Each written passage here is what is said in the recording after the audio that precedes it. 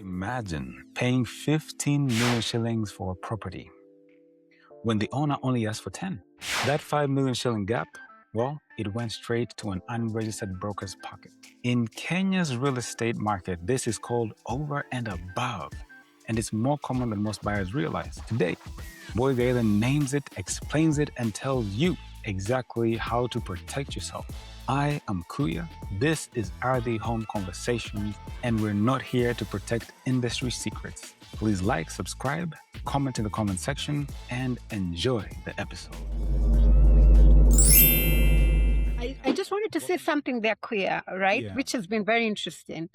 In Kenya, there is something called over and above. Have you heard about it? No. Oh my God. Diaspora.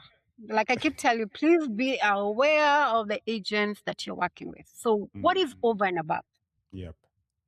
Let me just paint a picture of this. So, the way the law is structured is if you sell a property, the property owner pays you a commission, and it ranges all the way from 3% to 10%, depending on what we call as a scale of fees. But the higher the transaction, the lower it is, which is usually the 3%. So depending on your transaction, is usually at the 3%, right?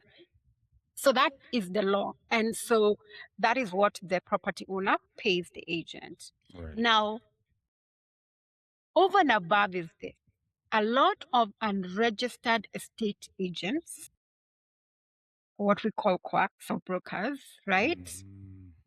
They know the property price. In this case, you're going to buy an apartment, maybe it's one of these new constructions. Okay, let me not say new constructions. A property, just any property. Let me just, for example, and it's worth 10 million, right? So the owner says, me, I want 10 million because I know that is the price.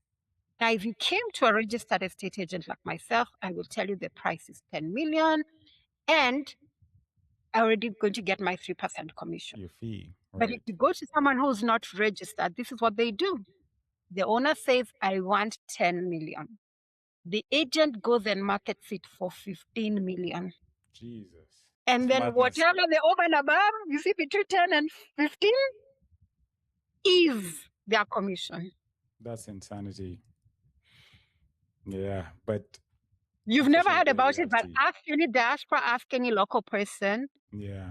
You'll hear that is, and so what does that do?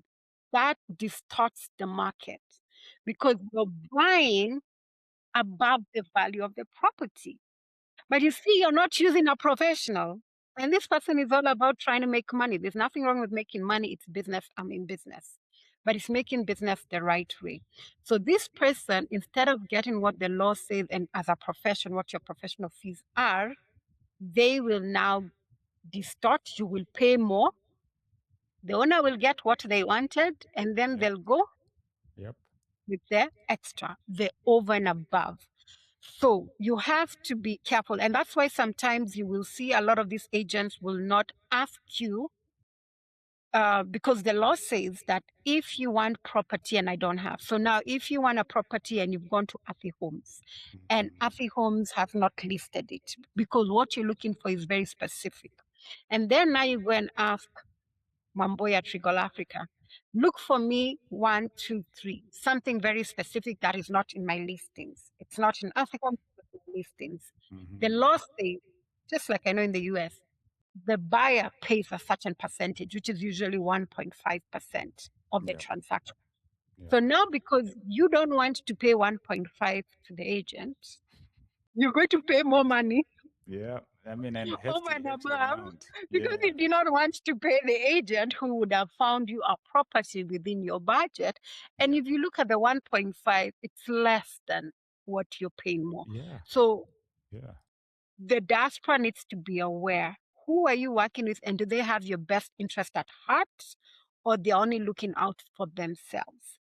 And if they're looking at best interest of heart for you, they'll find you a property that is valued, that they'll sell your property at the right value and not higher than what you should be paid. So yes, that's what people need to be aware of.